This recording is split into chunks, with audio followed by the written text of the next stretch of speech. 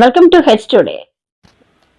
దొంగతనం కేసును త్వరగా ఛేదించిన Rajam rural CI H Upender Rao గత నెల 4వ తారీఖున రేగిడి మండలం బాలకాయ వలస గ్రామంలో కిల్లారి కమల ఇంట్లో జరిగిన దొంగతనం కేసులో 13 తులాల బంగారం పోయినట్లు వచ్చిన ఫిర్యాదు మేరకు సీఐ పర్యవేక్షణలో రేగిడి ఎస్ఐ వి బాలకృష్ణ ఆధ్వర్యంలో కేసు దర్యాప్తు చేస్తుండగా అదే గ్రామానికి చెందిన భార్యాభర్తలు దుడ్ల బాలాజీ గాయత్రిలు నెల రోజుల నుండి గ్రామంలో లేకపోవడం, పైగా గాయత్రికి దొంగతనాల అలవాటు ఉండటంతో అనుమానం వచ్చి ఎక్కడున్నారో వివరాలు సేకరించారు.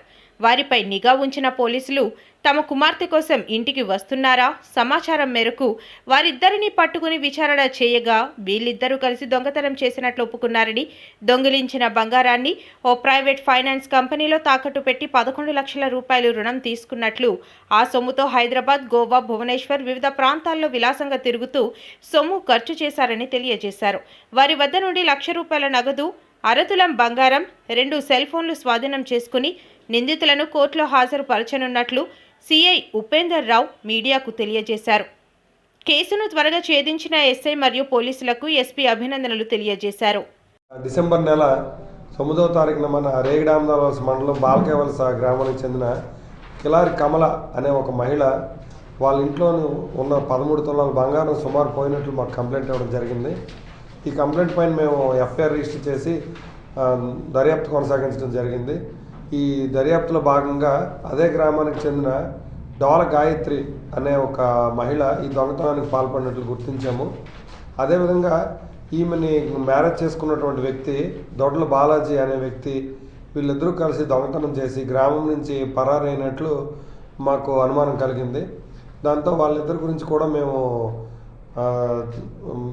వెరిఫై చేసుకుంటూ తిరగడం జరిగింది. ఇదే క్రమంలో వాళ్ళ తాలూకు మకాన్ని ఎప్పటికప్పుడు హైదరాబాదు, గోవా, ఇలా భువనేశ్వర్ ఇలా మార్చుకుంటూ వచ్చారు. వచ్చిన తర్వాత ఈ క్రమంలోనే మేము వాళ్ళపై నిఘా ఏర్పాటు చేయడం జరిగింది. వాళ్ళు ఈరోజు ఉదయం మళ్ళీ అగైన్ రాజాం వచ్చి ఇక్కడి నుంచి వాళ్ళకి 4 months బేబీ ఉంది వాళ్ళిద్దరికి. ఆ బేబీని పట్టుకొని ఇక్కడి నుంచి భువనేశ్వర్ వెళ్ళిపోదామనే ఒక ప్లాన్లోని మళ్ళీ రాజాం రావడం జరిగింది. ఈ క్రమంలోనే వాళ్ళని అదుపులోకి తీసుకోవడం జరిగింది. వాళ్ళ దగ్గర నుంచి పూర్తిగా అసలు నేరం వాళ్ళు చేసింది లేనిది నేర ఒప్పుదల రికార్డింగ్ అనేది చేయడం జరిగింది. నేరం వాళ్ళు చేసినట్టుగా వాళ్ళు అంగీకరించారు. అదేవిధంగా ఈ మొత్తం బంగారాన్ని కూడా ముత్తూట్ ఫైనాన్స్లో తాకట్టు పెట్టడం జరిగింది.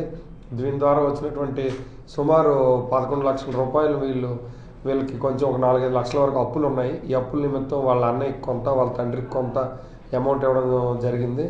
అదేవిధంగా మిగిలిన డబ్బులు అన్నీ కూడా వీళ్ళు కొంత ఖర్చులకు పోను, కొంత వీళ్ళ దగ్గర రికవరీ కూడా చేయడం జరిగింది.